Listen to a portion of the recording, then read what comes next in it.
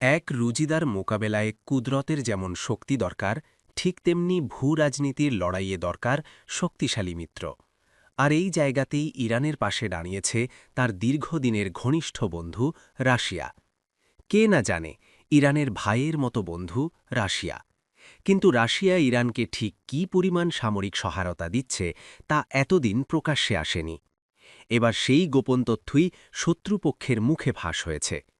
Israeli সেনাবাহিনীর chief of staff Eyal Zamir global insight জার্নালকে দেওয়া এক বক্তব্যে দাবি করেছেন, তাদের কাছে নির্ভরযোগ্য প্রমাণ রয়েছে যে রাশিয়া সম্প্রতি ইরানকে 4 স্কোয়াড্রন অত্যাধুনিক যুদ্ধবিমান এবং একাধিক S-400 বিমান প্রতিরক্ষা ব্যবস্থা সরবরাহ করেছে। এই তথ্য যদি সত্য হয়, তাহলে মধ্যপ্রাচ্যের যুদ্ধের গতি প্রকৃতি সম্পূর্ণ বদলে যেতে পারে বলে মনে করছেন সামরিক বিশ্লেষকরা। কারণ S-400 বিশ্বের অন্যতম শক্তিশালী আকাশ প্রতিরক্ষা ব্যবস্থা, যা যুদ্ধবিমান, ক্ষেপণাস্ত্র, এমনকি ড্রোনও ভূপাতিত করতে সক্ষম। এই অস্ত্র সরবরাহের মধ্য দিয়ে রাশিয়া যে প্রত্যক্ষভাবে ইরানকে সহায়তা করছে তা আর গোপন থাকছে না। অর্থাৎ মার্কিন বাহিনীর সঙ্গে সরাসরি যুদ্ধে না নামলেও পরোক্ষভাবে এই সংঘাতে জড়িয়ে পড়ছে মস্কো। বিশেষজ্ঞরা বলছেন, বিষয়টি আসলে পারস্পরিক স্বার্থের বিনিময়।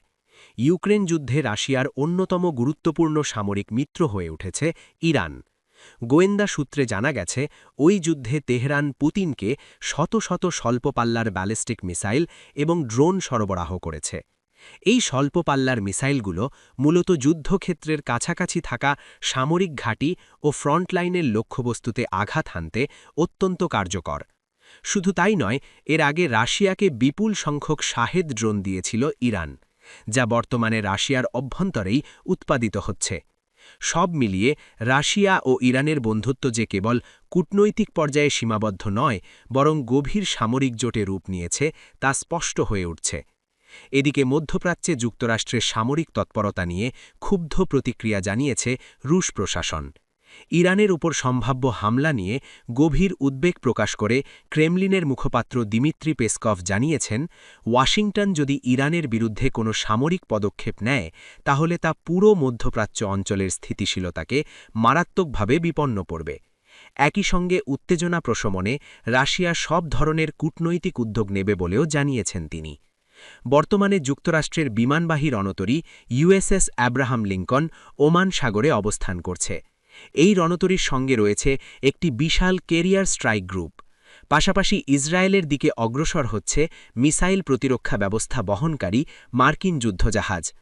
আগামী কয়েকদিনের মধ্যে মধ্যপ্রাচ্যে আরও একটি থার্ড প্রতিরক্ষা ব্যাটারি মোতায়েনের কথাও জানানো হয়েছে। তবে যুক্তরাষ্ট্র ও ইসরায়েল যতই প্রস্তুতি নিক না কেন, এর প্রতিক্রিয়া যে অত্যন্ত কঠিন ও ভয়াবহ হতে পারে তা নিয়ে উদ্বিগ্ন পশ্চিমা শক্তিগুলো।